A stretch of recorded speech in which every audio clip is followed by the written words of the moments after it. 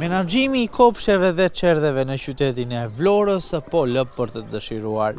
Kjo për faktin se qytetarët e Vlorës, por edhe mësues, jashtë kamerave denoncojnë një sër faktorësh të cilat tashmë ata I përshkruajnë si anomali në menaxhimin e kopshteve në qytet dhe njëkohësisht kërkojnë që këto problematika të përmirësohen, kryesisht nga përfaqësuesit e pushtetit në Vimsi.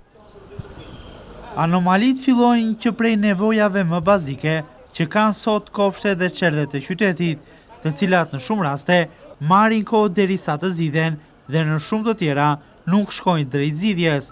Sot kopshtet e Vlorës nuk plotësojnë dot as nevojat më minimale të tyre, duke nisur nga blerja e bazës materiale që mungon. Në shumë raste, edukatorët janë të detyruara të kërkojnë lek nga prindrit për të blerë një pjesë të bazës materiale e cila nuk ju mundësohet.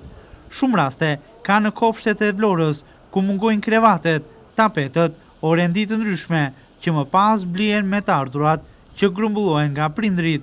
Vlen të theksojë se prindrit janë ata të cilët paguajnë edhe çdo muaj tarifën për këto kopshe, e cila sigurisht duhet të përkthehet në më tepër investime dhe administrim më të mirë të këtyre institucioneve arsimore të qytetit. Jo vetëm kaq, por në shumë raste të tjera, në kopshtet e qytetit mungojnë edhe elementet bazik, duke nisur nga detergjentët, të cilët blihen edhe nga të ardhurat e stafeve që janë ato. Sanitaret janë ato që çdo muaj duhet të mbajnë me pikatore detergjentët, pasi nuk dihet se kur vjen furnizimi I radhës. Madje edhe ushqimi jepet me gramatur, I ndarë çdo ditë për një sasi të caktuar fëmijësh dhe jo më lart se ai numër, duke detyruar stafet që të shpërndajnë ushqimin me masë të përcaktuar.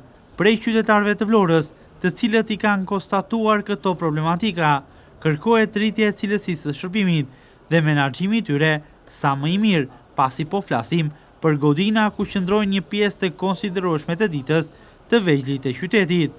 Gjithashtu, është raportuar edhe një ulje e rrogës bazë të pjesës më të madhe të edukatorëve të kopshteve të Vlorës. Për të ulur rrogën e tyre, është gjetur një metodë e cila ka të bëjë me rivlerësim të diplomës së tyre dhe aftësimit profesional, duke I ulur pikë në sistem dhe duke I kategorizuar në një kategori më të ulët, e cila sigurisht është përkthyer në pagesë më pak. Kjo gjë sigurisht ka ngjallur shumë pak kënaqësi, por mbetet tepër e vështirë të denoncohet nga edukatorët e kopshteve nga frika e vendit të punës.